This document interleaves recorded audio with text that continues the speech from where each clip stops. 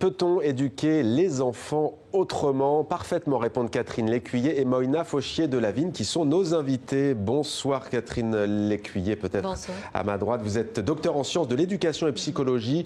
Votre livre cartonne, si l'on peut utiliser une expression familière, à travers le monde, un best-seller, un livre brillant même selon le quotidien El País. Vous êtes québécoise, vous vivez à Barcelone. Le titre de ce livre, c'est Cultiver l'émerveillement, la curiosité naturelle de nos enfants. Avec nous également Moïna Fauchier de Lavigne. Vous avez coécrit ce livre avec Mathieu Chéreau, L'enfant dans la nature pour une révolution verte de l'éducation. C'est aux éditions Fayard. Moïna Fauchier de Lavigne, commençons avec vous.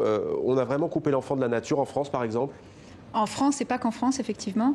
En un peu plus d'une génération, les enfants sont coupés de la nature et sont aussi complètement rentrés à l'intérieur. Donc les enfants, à l'école et en dehors de l'école, sont rentrés dans les appartements, dans les maisons. Mais ça, c'est un phénomène nouveau?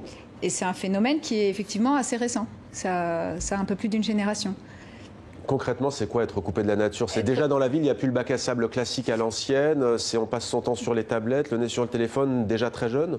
C'est en ville, mais d'ailleurs pas qu'en ville, c'est aussi un phénomène qu'on observe à la campagne. Les enfants qui sont coupés de la nature, à la campagne aussi, on peut vivre dans une maison à la campagne et ne pas être en contact avec la nature. Et effectivement, vous parlez des bacs à sable, mais ça va jusqu'aux bacs à sable qui maintenant disparaissent. Il y a des bacs à sable qui sont enlevés, même des cours de récréation. Donc ce contact avec la nature, l'éducation nationale ne l'offre pas. Alors on va voir justement quelles sont les conséquences de cet état de fait. Alors soyons clairs, vous Catherine Lécuyer, vous évoquez, il y a un chapitre sur la nature, mais pas seulement. D'abord peut-être le titre qui est beau, Cultiver l'émerveillement. C'est quoi l'émerveillement au fond? L'émerveillement, Aristote disait que c'était le désir de connaître. Donc, c'est quelque chose qui est inné chez l'enfant. C'est pas quelque chose qu'on doit inculquer ou qu'on doit stimuler. C'est quelque chose qui existe, donc on doit se limiter à le respecter. Donc, le livre explique là, en quoi consiste l'émerveillement, qu'est-ce qu'on peut faire pour maintenir cette soif d'apprendre chez les enfants. La soif de curiosité, c'est quoi, par exemple? C'est qu'on met de l'eau, un bac à eau devant un enfant de 3-4 ans, il va de suite toucher pour essayer de voir la texture, la température. En fait, les enfants de moins de 6 ans explorent leur environnement de façon naturelle, donc c'est pas nécessaire de les pousser dans le dos pour... on le voit tout de suite quand un enfant est à 4 pattes là, pour mettre les doigts dans une prise de courant ou se tirer sur une nappe et tout tombe par terre. Donc, on n'a pas besoin de lui dire « Allez, allez, va découvrir ». Non, c'est naturel. Donc, l'enfant, la première chose qu'il fait quand il touche de l'herbe, c'est à la bouche. Donc, c'est à travers des 5 sens. Donc, les enfants de moins de 6 ans apprennent à travers des relations interpersonnelles et à travers des expériences sensorielles. Donc, c'est pour cette raison que la nature est tellement importante. Parce que les enfants ont un déficit de réalité. Donc, ils sont souvent devant un écran. Donc, leur monde est un monde qui est plat, qui est en 2 dimensions. Donc, ils ont perdu cette 3e dimension-là, cette profondeur-là. Les enfants ne connaissent pas la réalité à travers de la réalité, sinon à travers du monde des ombres de la caverne de Platon. Donc, des fois, ils n'ont jamais vu une vache. Ils l'ont vue sur la tablette, mais ils ne l'ont pas vue en réalité. Donc, ils ne savent pas c'est quoi une vache. Ils ne l'ont pas sentie, ils ne l'ont pas touchée. Quelles sont les conséquences de cela, à votre avis, pour l'enfant, pour l'écolier, le collégien, le lycéen? Effectivement, c'est un déficit de monde réel, un déficit de développement physique par les 5 sens, parce qu'on se développe par les 5 sens, on se développe en interaction, on se développe en communication avec des autres êtres humains et êtres vivants en général. Donc si on n'a pas ce lien et si on n'a pas ces interactions, il manque vraiment quelque chose à notre développement. Et ça développe des maladies aussi, obésité, hypertension, dépression, troubles du comportement également. Ça, c'est des choses que vous avez pu constater? Effectivement, il y a une augmentation de beaucoup de ces troubles. Et on connaît, on sait les problèmes que causent les écrans par rapport à la surstimulation, au manque de sommeil, à la sédentarité, aux problèmes de concentration. Et on sait à l'envers, il y a une multitude d'études qui ont été faites sur les bénéfices du contact de la nature, qui sont exactement l'opposé par rapport aux capacités de concentration, qui développent où ça facilite l'activité physique, ça encourage l'activité physique, ça encourage la créativité. Et donc, on a vraiment... ça pourrait être presque un antidote à ça, quelque part. Vous êtes d'accord avec ce constat? Oui, en fait, tout à fait. Un des effets, une des conséquences de la rapidité, là, j'étais dans l'avion, j'avais une personne à côté de moi qui était en train d'écouter sur YouTube une vidéo en vitesse 2, 3, 4, 5. Donc, cette surstimulation-là fait en sorte que les enfants s'ennuient en contact avec la réalité. La réalité est lente, la réalité est exigeante aussi. Donc, les enfants sont ensuite incapables de s'adapter à la vie ordinaire, à la vie quotidienne. Hein? Donc, ils ont difficilement une conversation avec leurs parents, ils ne sont pas capables de manger tranquillement en silence. Donc, ils ont toujours la nécessité d'être sur leur téléphone intelligent. Avec une attention constamment sollicitée par les écrans. Tout à fait. Je me souviens, une professeure d'Alicante qui m'a raconté une histoire des enfants de 3 ans dans sa classe.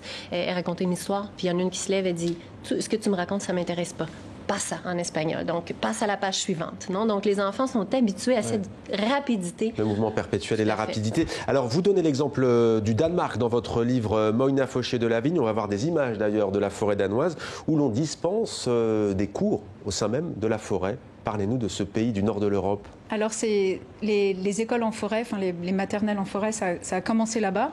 C'est pour ça que j'avais fait un reportage là-bas, mais maintenant, ça c'était il y a 60 ans que ça a commencé, et maintenant ça existe à peu près partout dans le monde, mais ça commence aussi en France.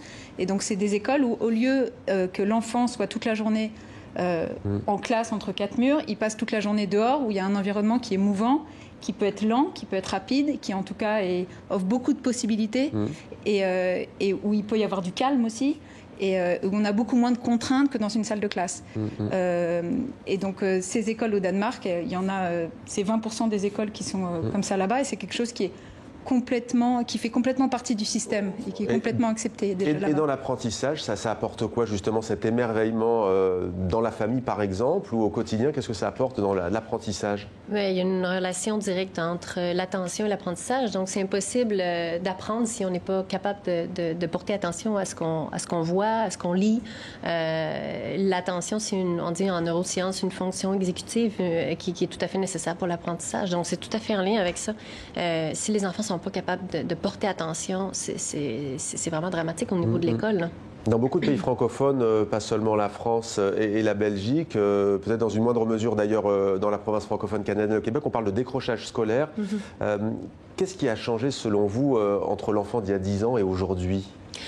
En fait, le décrochage scolaire, on pourrait dire qu'il y a plusieurs causes. C'est pas seulement dû à ce que je vais expliquer, là, mais le fait qu'on ait de la difficulté à faire des efforts, c'est en lien aussi avec cette question-là, parce que maintenant, on a tout à un clic. Donc, on a juste besoin de cliquer. Donc, pour les enfants, ça, c'est vraiment... c'est une motivation artificielle externe. Donc, la motivation, le désir d'apprendre, c'est quelque chose qui naît à l'intérieur. C'est quelque chose qui est très profond. Donc, ce qu'on fait, c'est qu'on endort le désir d'apprendre avec cette surstimulation externe. Et j'ajouterais aussi, à part de la nature, la surconsommation. Donc, les enfants ont tout ce qu'ils veulent avant même de le désirer. Ça, c'est vraiment un problème, là. Alors, selon les études récentes d'un biologiste, non pas danois, mais suédois, les enfants en contact quotidien avec la nature sont moins malades, plus sociables et ont une meilleure concentration. La concentration qui permet donc de développer des processus cognitifs qui permettent de mieux apprendre aussi, selon vous? C'est effectivement un point central par rapport à une réussite scolaire, même si ce n'est pas le seul objectif pour l'éducation des enfants. C'est pas juste la réussite scolaire, on pourrait être plus ambitieux que ça. Mais effectivement, la concentration, c'est un point qui est Mais on a le sentiment que la nature important. fait peur aujourd'hui, par exemple en France, je ne sais pas si vous l'avez au Québec ou à Barcelone, mais il y a l'acrobranche, on dit ça aux enfants, mais autant aller à la forêt, on a envie de dire. Alors on ne dit pas, si des enseignants et des enseignantes nous regardent, qu'on n'emmène plus les enfants à la forêt ou en classe de découverte et en classe de neige, mais on a le sentiment qu'on y va moins. C'est vrai ça? Ah, on y va moins, il y a moins de classes découvertes, et on sort beaucoup moins, parce qu'effectivement, il y a il y a une vraie phobie du risque qui fait qu'on prive les enfants de beaucoup d'opportunités et d'un apprentissage du risque qui est essentiel pour se développer. Merci beaucoup Moina Fauché de la Vigne et merci à vous également d'être venue sur notre plateau. Catherine Lécuyer, on aura l'occasion de reparler de ces questions éducatives à travers notamment la nature et l'émerveillement. Merci à toutes les deux.